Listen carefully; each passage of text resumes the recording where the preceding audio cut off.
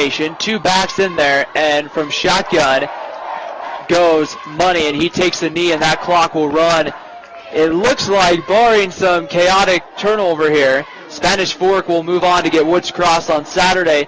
Maple Mountain's season will come to an end, and the Golden Eagles had at times looked to show some good promise this year in Region 8.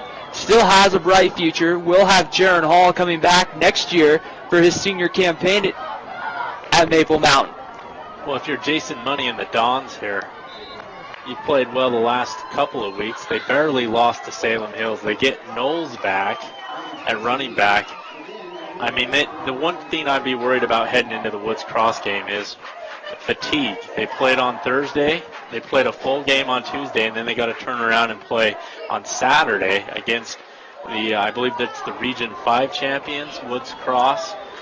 Very good program up there at Woods Cross as well. Woods Cross is one of those teams that supposedly is going to compete for the 4A championship. Spanish Fork is also on the same side of the bracket now as Region 8 champion Timpview. So to get to the state championship, Spanish Fork will have to go through Timpview, and that would be a game that would be played in the state semifinals up at Rice-Eccles Stadium. Of course, we don't want to look that far ahead. We want to focus first off on Woods Cross if you're Spanish Fork, but it is one of those things as you kind of take a look at the bracket. It's always kind of interesting to look to see potential matchups. Yeah, and Woods Cross is beatable. Maple Mountain played them last year and this year, and they played them tight both times. So it's not like they're in another stratosphere, maybe like Timpview, where it seems like they're an upper 5A team competing at the 4A level. So 46 seconds to go, and Spanish Fork, or Maple Mountain, you just used their final timeout. Money from shotgun, and he will keep it here. He'll try to get outside, and he is going to go down at about the 41-yard line. 40 seconds to go. The play clock's only about, I believe, 25 seconds in high school football. So it does look like Maple Mountain could potentially be getting that ball back for at least one more play, but it doesn't look like Spanish Fork's going to punt it quite yet. I don't know if they need to run another play here. I mean, the clock's winding down. We got 20 seconds. They'll probably just take the delay of game and then go ahead and punt it. If they even need to run a play. I guess we'll find out here in the next 6 seconds. Looks like they're looking over to the official to call timeout, and they will.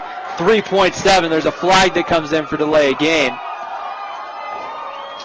And so that pushes them back 5 yards with 3.7 seconds. Maple Mountain has potentially one last play. Potentially. But it's looking kind of dim here depending on what happens in the next 3.7 seconds. Spanish Fork, though, kind of maybe an up and down season a little bit. Maybe a surprise loss to Wasatch, but they get it done when it counts. Yeah, I was shocked when they lost to Wasatch, but give Wasatch credit for battling Spanish Fork that night and winning by a field goal.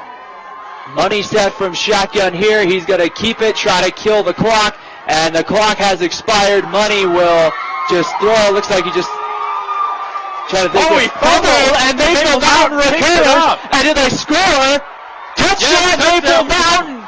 And the clock has expired, and Maple Mountain looks like they've just pulled the upset of Spanish Fork, and it's moving on to the next round. All of a sudden I looked up and Money didn't have the ball, and I didn't know if he had fumbled or thrown it away, but Maple Mountain has won this game 17-14. We'll see here if we can get a replay here as we're seeing it. He just lets go of the ball. I don't know what he was thinking. He just needs to run out of bounds or take a knee or something instead.